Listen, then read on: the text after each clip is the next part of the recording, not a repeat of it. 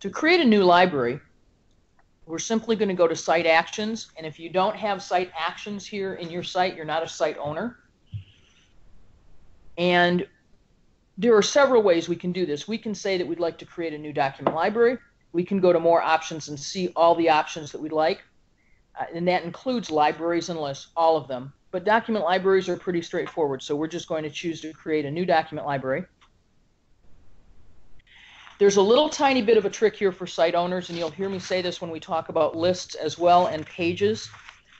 In some contexts, when you are working in SharePoint, you have the opportunity to enter a name and a URL, a web address. If you don't, whatever name you enter will actually be used to generate a web address. So if, for example, the document library that we were going to create in this case, which is a document library for training documents, if I put a space in the name, I create a couple of problems. You may have noticed this or you may not, but you'll never see a space in a URL or a uniform resource locator like you'll see up here when you're on the web. It's not allowed. So what happens is when you use a space, automatically this will create a URL that will include training, and where the space appeared, a %, 2, and 0, or %20, which is the ASCII character code for a space. So each time we include a space, we're actually adding 3 letters, and that might not be what we want to do. Additionally, training documents is a pretty long name, and again, it's not a big deal, except users store documents, and users know that they can use long file names. A lot of users will create file names that will have 50, 60, 70 characters in it. Well, when I have a site that starts with intranet.milliman.com, then it has teams, then it has the name of my team, then it has some more information about my site, then it has a document library name, then it has a document name, I can actually get into a position where I'm creating names that are more than 255 characters. You might think this doesn't happen very often. I actually promise you it does. So what I want to do is I want my document names to be verbose, but I want my document URLs to be small. Because I don't have the opportunity when I create a library to specify a URL, I'm going to think of this name as a URL to begin with, and then we're going to come back and change the name later on in this same session. And this is exactly what I do. So if it's a document library, I'm going to use the word docs in it, and it's training, so I'm going to do train docs, and if I wanted to have an underscore to take the place of a space, I could, but I can just do train docs. If you're a person who likes this to be a little easier to read, you can do this. SharePoint will faithfully recreate this with an uppercase T and an uppercase D each time, train docs in camel case. And a description is a good thing. It appears when people look at your site content. It also appears at the top of the library whenever a user's on the home page for this library. So these are, this is a collection of documents used in training.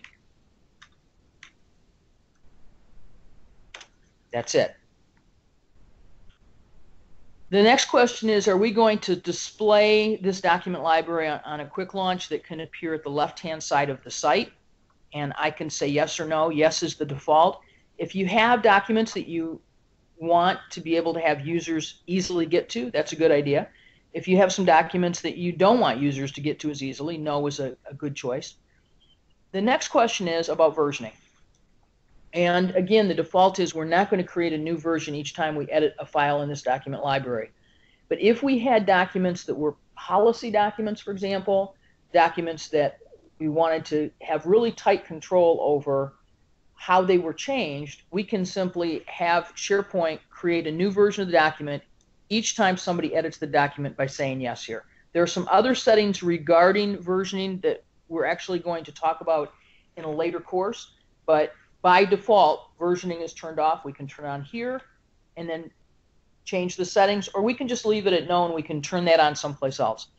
And then finally, the question is, if somebody goes in and says File New, for example, I want to create a new document in this library, what application is going to open for them? And the default is Microsoft Word, and much of the time, users don't do that. What users do is they actually create a document in Word or Excel or PowerPoint, whatever tool they're using in Office, and then they save that separately or upload it as part of a group of documents to a library. So if you don't have a real reason to change this, leave it as it is.